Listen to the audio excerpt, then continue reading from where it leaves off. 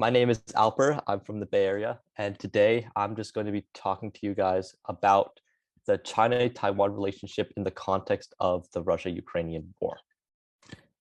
So to begin with, let's talk about some context for what inspired this research.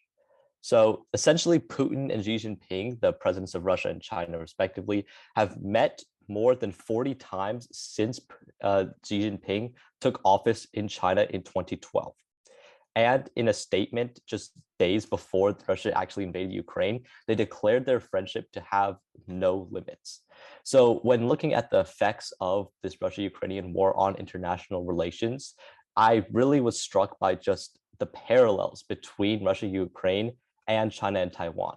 Obviously, both Ukraine and Taiwan are smaller countries that have significant political tensions with their much more powerful neighbors, and they are both currently not recognized as legitimate. Russia is, of course, engaged in that invasion of Ukraine and actively putting military troops in and fighting to take over Ukraine, while China already recognizes Taiwan as essentially part of its own country and refuses to let any other country recognize it as its own sovereign territory. So when looking at these parallels between these two countries and the two situations that are developing, the research question that I was struck by was, what is the effect of any of this Russia-Ukrainian war on the China-Taiwan relationship, especially because of the close friendship between Russia and China and because of the similarities between the two situations that these countries are in. So the first part of this was measuring actually the effects of the war on Russia and what has happened since they've invaded Ukraine. So to begin with, we can see that a large number of international companies have ceased operations in Russia. You can see the spike that occurs right after February 2022 when they actually invade Ukraine. And this is from the Yale School of Management. You can also look to data like the number of international sanctions levied against Russia. This is from the Brookings Sanctions Tracker. Something you'll notice here is that the international sanctions against Russia were not zero before the actual invasion. There was already sanctions against Russia for their actions in the Crimea ever since 2014. But you can clearly see once again that there's just this huge spike that occurs after the actual invasion. So looking at these data sets, we clearly see that Russia has become increasingly isolated from the global economic and political systems as a result of its activities in Ukraine. And you could also look at several other data sets and data metrics to quantify this, like lower approval ratings of Putin, less countries voting with Russia in the UN, etc.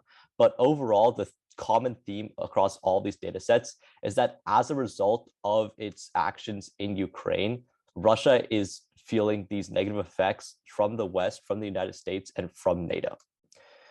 So then when you're trying to measure this, what you have to look at next is how the China-Taiwan relationship has developed after the Russia-Ukrainian war has taken place.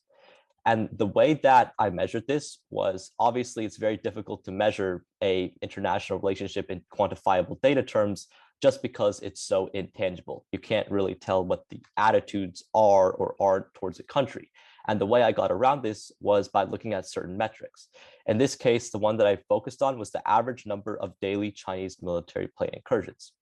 So essentially, Taiwan has an airspace, a certain number of air miles around its country. And Taiwan claims this as its own sovereign airspace. Of course, since China doesn't actually recognize Taiwan as its own independent country, China reserves the right to send armed military fighter jets into this airspace. And you can see that the average number of how many Chinese military planes conduct unauthorized flybys of Taiwanese airspace, you can see this on this graph. And this data is from the Taiwanese Ministry of Defense. So you can essentially see that the red line, once again representing the beginning of the Russia-Ukrainian war, that it doesn't seem to have a very quantifiable effect. And for this huge spike here, when you're wondering what that could be, well, that coincides pretty much exactly with the arrival of Nancy Pelosi's visit in Taiwan, which was obviously a very contentious issue.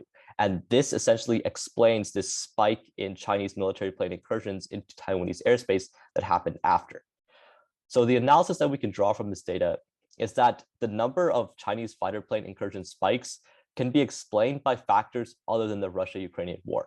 And there's really no demonstrable significant decrease that continues after.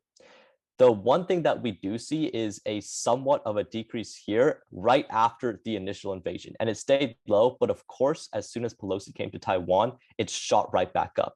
So the conclusion that essentially I was led to by this data is that there is really no quantifiable direct relationship. While there is some relationship, and I sincerely believe that if you find a way to measure this, this could be a significant area of research in the future. As of now, the data simply does not exist. So thank you. Thank you so much. We have a few questions that came in. So yeah.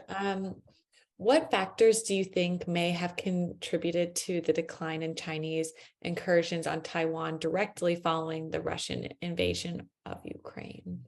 Right. Again, when you're talking about international relations and this realm of research, it's very difficult to find quantifiable data to back this up. However, my strong suspicion and my personal belief is that the reason why China led this initial decrease right after the invasion is simply because of the amount of international pushback against Russia initially. You had countries like the United States and pretty much all of NATO and Western Europe coming out to very strongly condemn Russia's invasion of Ukraine. And I think China essentially saw this, and this response was stronger than what China had anticipated. And so in order to essentially lessen some of that tensions and also downplay, because once again, China is a very close ally of Russia, in order to essentially downplay that relationship and to not face that situation themselves, they probably toned it down a little. But again, what we saw through the data is that when it came to a situation like Nancy Pelosi's visit to Taiwan, China immediately took a more aggressive military stance. So the Russia-Ukrainian war didn't really have a super strong deterrence effect. And how might the friendship between these two leaders influence their decision making? Right. When you're talking about the friendship between China and Russia, it's really hard to talk about that friendship without also factoring in the context that essentially the only reason that friendship exists is because of this opposition to the United States and to NATO. When you're talking about the West and these systems that are increasingly coming into conflict with China and Russia, you're going to be drawing them together. So when you're talking about the friendship between these two countries, essentially what they're trying to do is form a strong economic, political, and social base that will enable them to better challenge and resist the influence of the West.